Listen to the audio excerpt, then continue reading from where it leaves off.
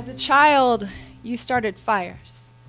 A poster boy for why one should never play with matches, you once stood in a truck bed, filled to the brim with freshly picked cotton, and struck a match.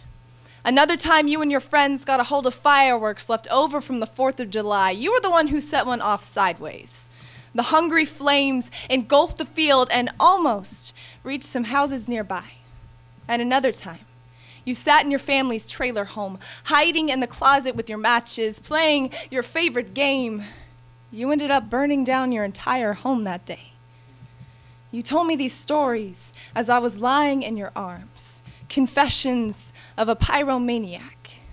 I only wish I'd noticed the way you cradled my body like a matchstick, that I'd smelled the sulfur in the air, that I'd somehow known that you weren't done starting fires.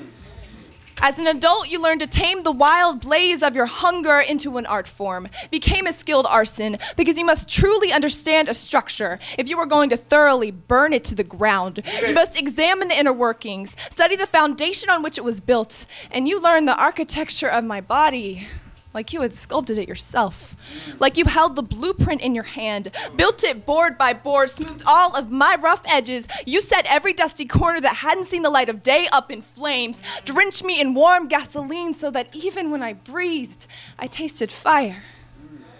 You were a glutton with the gasoline can, guzzling every bit of heat, and I was a hungry child that couldn't get enough to eat. We kept burning, forgetting that as beautiful as fire is, as mesmerizing as its flame, in the end, it is a creature built to destroy. No matter how hot it gets, in the end, all you're left with is cold ash on the ground. It's not that I haven't started my own fires, just never one quite this destructive. They were fires in trash cans in school bathrooms, cries for attention from a self-deprecating little girl, but this is a blaze that I was not prepared for. They say the fumes are poisonous, dangerous. So maybe that's why the first time your wife wrote to me, I couldn't breathe.